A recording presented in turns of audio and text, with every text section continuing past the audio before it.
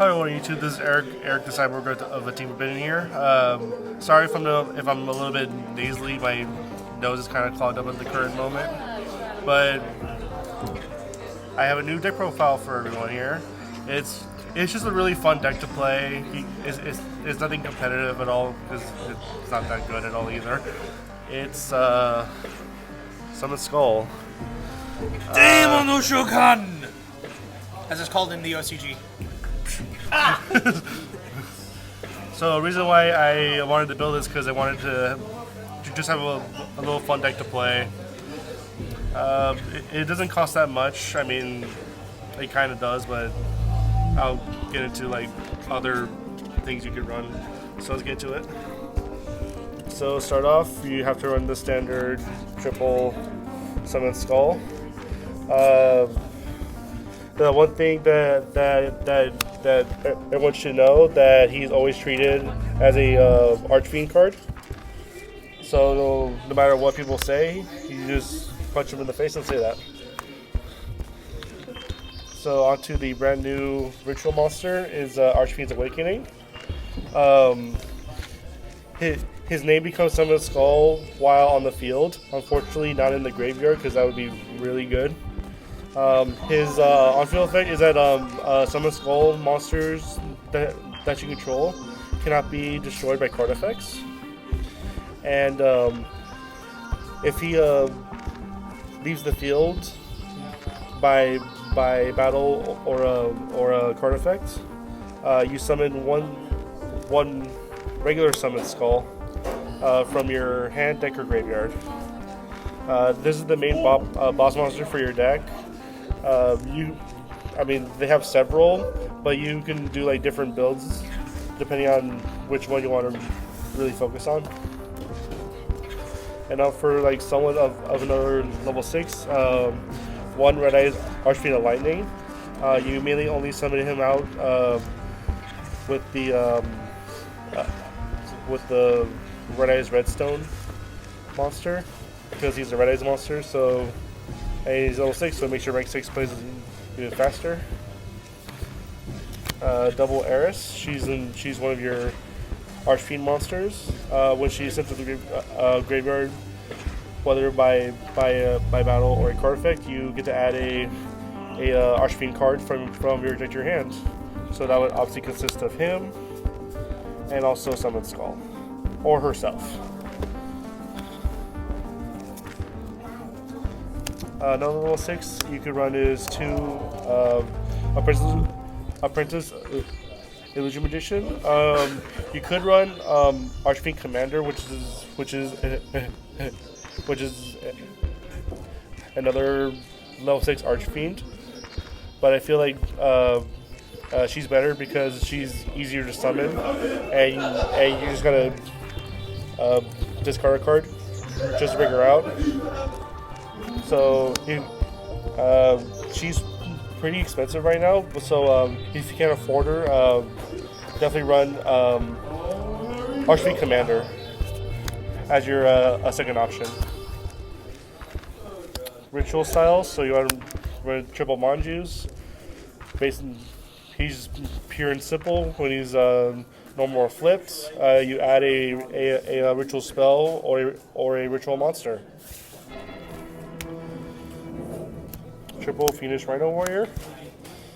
Fiend monsters on your side of the field cannot be destroyed by card effects. And when he's sent to the graveyard, you also basically dump another Fiend monster. So you can just send Eris to your graveyard to get her effect off. Triple Psychic Wheeler. This is for the Synchro monster. You immediately want to sub this out through an E-Tally, and most of your Fiend monsters are level 3s. So it makes the Synchro monster really simple to make. One Tour Guide, because she's at 1. When she's summoned, you summon one level 4 or level 3 or lower Fiend monster from your deck in defense mode, but it's extra negated. basically just an extender. And then the one Blackstone Legend to bring out the Red Eyes Archfiend. So those are the monsters. Onto the spells. So obviously with the rituals, triple pre-prep. Because you can't run, or well, this is preparation rights. Pre-prep's the other one, but you can't run the other one because it's not searchable. So you have to run this one. Triple advanced ritual arts. Your main ritual spell in the deck. You basically just send a normal monster from your deck whose level equal the amount of the ritual monster you're summoning. So pretty much self-explanatory. Level 6. Don't really need to go into full detail on that actually. And then draw power, triple Lord Darkness for your draw power. Most of it's dark, so that's all good. Double Dark Fusion for the... You already have yours. So Dark Fusion is mainly for your Archfiend Fusion monster. You just use material from your hand or field, and during that turn it's summoned. It can't be destroyed by battle or card effects that turn. Targeted. And then double Super Poly, because the fusion monster just requires a Summon Skull and a Dark Monster.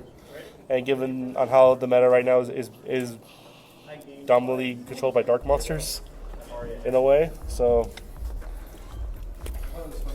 a little bit more draw power is 2 Celestial Observatory. Most of them are level 6. If you have a brick hand and you want to put one of them on the deck and draw 2, there you go.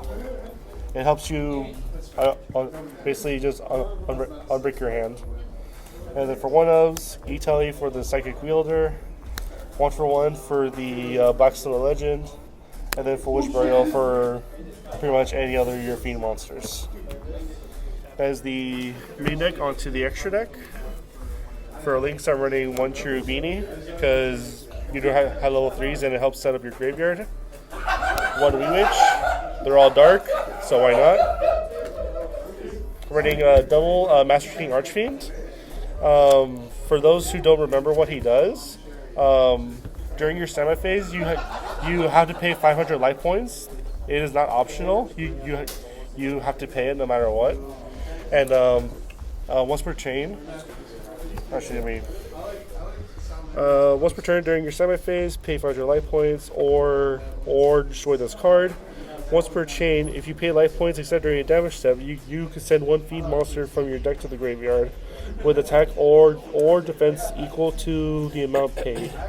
Once per chain, if a feed monster or monsters is sent to your graveyard except during damage step, you can activate. You roll a 6-sided dice and then apply the following effect based on that dice roll.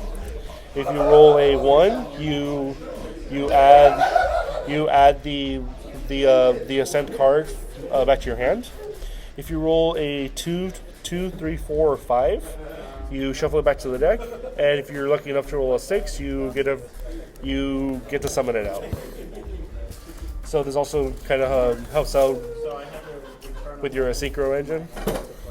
And then the last League monster is the 1 Nightmare Unicorn. Onto the fusions. Double Archfiend's Manifestation. Same as the ritual. His name becomes Summon Skull while on the field. All Summon Skull monsters gain 500 attack. And then the same effects when he dies, you summon Skull from hand or graveyard. And then Super Poly targets: Starring Venom, Trigostapelia, Mud Dragon, and then Onyx Vortex.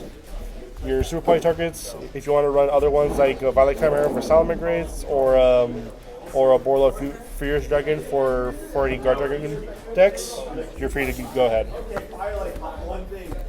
The only one secret monster I'm running is the one Archfiend's Call. I'll just read its other effect because the first and second effects are literally the same.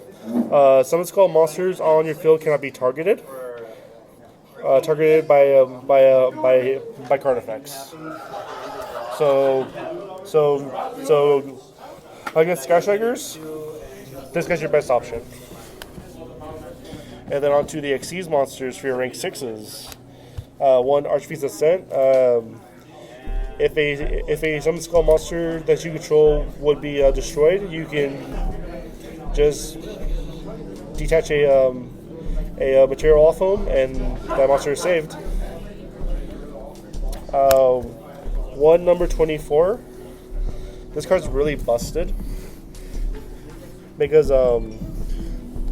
once per turn, if your opponent summons a monster that's from the extra deck, detach, put it face down, and if he leaves the field, whether it's at the graveyard or banished, he summons himself face down to your side of the field, and then once he gets flipped, you basically send one card on the field to graveyard. So this guy's really, really good. And then the last one is Utopia Beyond. You summon him, everything is 0. And you just swing.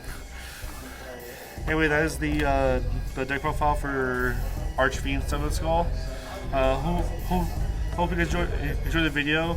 If you guys have any ideas for a competitive build, please do let me know.